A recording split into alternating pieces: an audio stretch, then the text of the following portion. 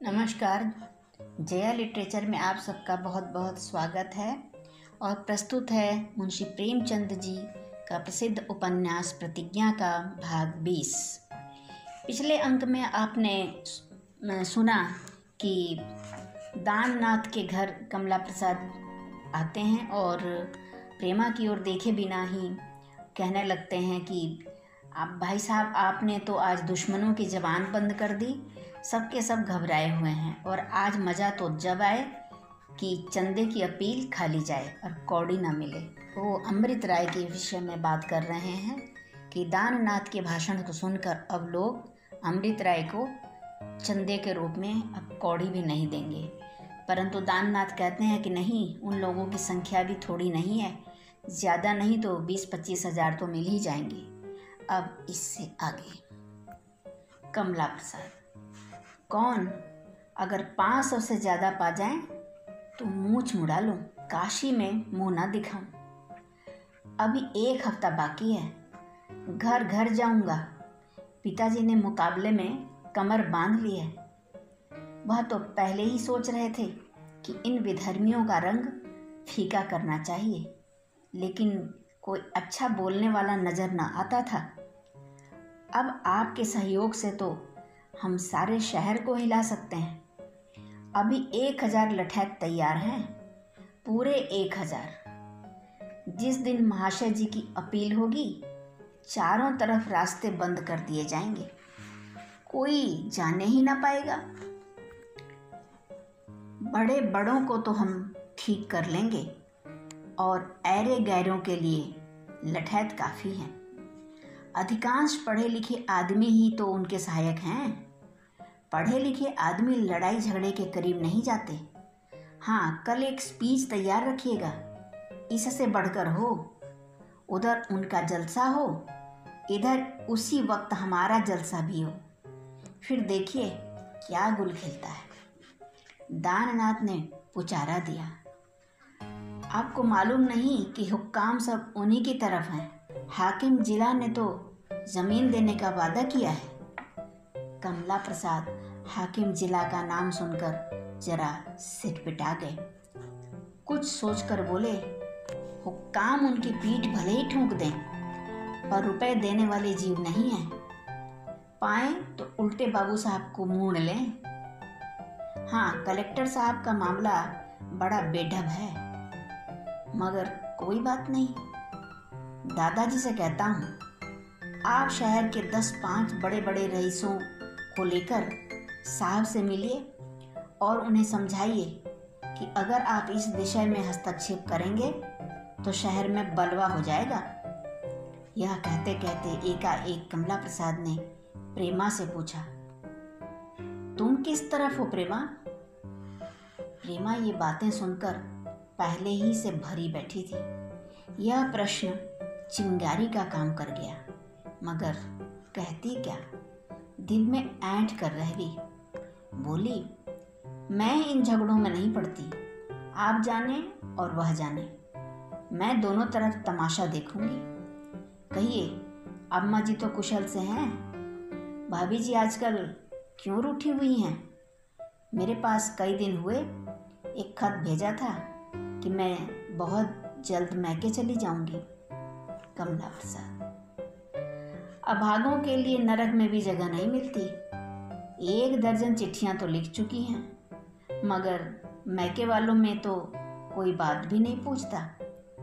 कुछ समझ में ही नहीं आता, चाहती क्या है। रात दिन जला करती है। शायद ईश्वर ने उन्हें जलने के लिए बनाया है। मैं एक दिन खुद ही मैके पहुंचाए देता हूँ। उन्हें मज़ा तब आवे जब रुपयों की थैली दे दूँ और कुछ पूछूं ना। उनका जिस तरह जी चाहे खर्च करें। सो यहाँ अपने बाप का भी विश्वास नहीं करते, वह क्या चीज़ है। कमला प्रसाद चला गया। दाननाथ भी उनके साथ बाहर आए और दोनों बातें करते हुए बड़ी दूर तक चले गए।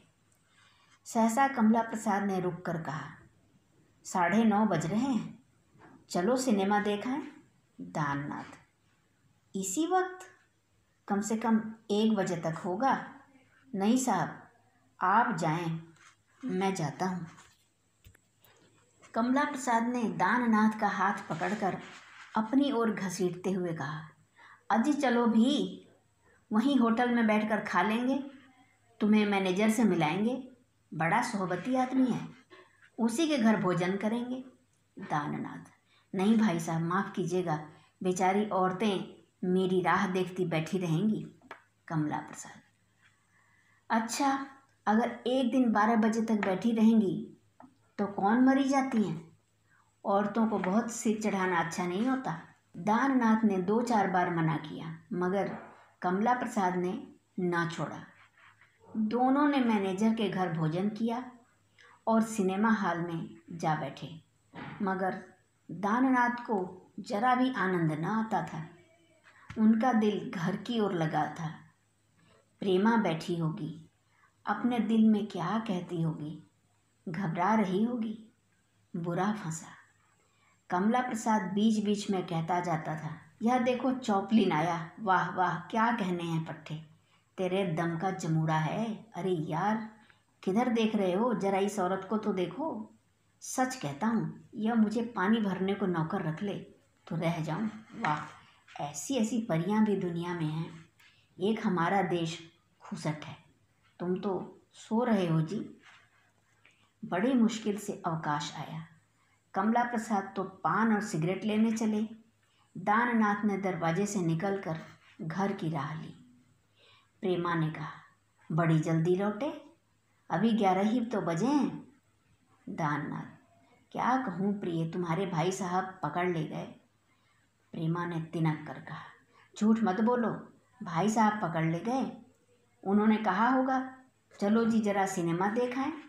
तुमने एक बार तो नहीं की होगी, फिर चुपके से चले गए होंगे।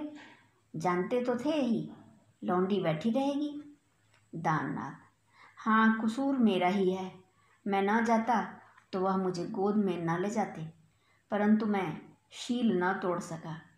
प्रेमा जी, ऐसे ही बड़े शीलवान तो हैं आप। यह क्यों नहीं कहते कि वहाँ की बहार देखने को जी ललच उठा? दाननाथ, कह लो जो चाहो, मगर मुझ पर अन्याय कर रही हो। मैं कैद से छूटकर भागा हूँ, बस इतना ही समझ लो। अम्मा जी भी बैठी हैं। प्रेमा, उन्हें तो भोजन करके सुला दिया।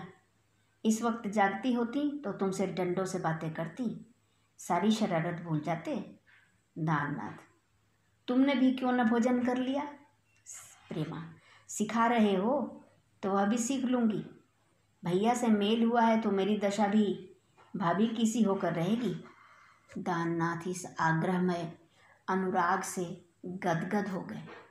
प्रेमा को गले लगाकर कहा, नहीं प्रिय, मैं वादा करता हूँ कि अब तुम्हें इस शिकायत का अवसर कभी न दूंगा। चल कर भोजन कर लो। प्रेमा, और तुम? दाननाथ, मैं तो भोजन कराया। प्रेमा, तो मैं भी कर चुकी। दाननाथ, देखो प्रेमा, जिद ना करो, मैं सच कहता हूँ, खूब छक्कर खा कर आया हूँ। प्रेमा ने न माना, दाननाथ को खिला कर ही छोड़ा, तब खुद खाया।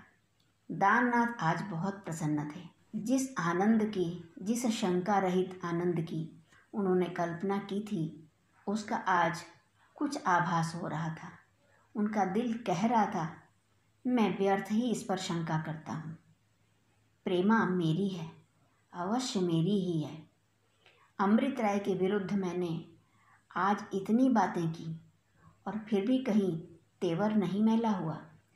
आज 8 महीनों के बाद दाननाथ को जीवन के सच्चे आनंद का अनुभव हुआ। प्रेमा ने पूछा, क्या सोचते हो? दाननाथ, सोचता हूँ मुझसा भाग्यवान संसार में दूसरा कौन होगा। दाननाथ, तुम देवी हो। प्रेमा, और तुम मेरे प्राणेश्वर हो। धन्यवाद।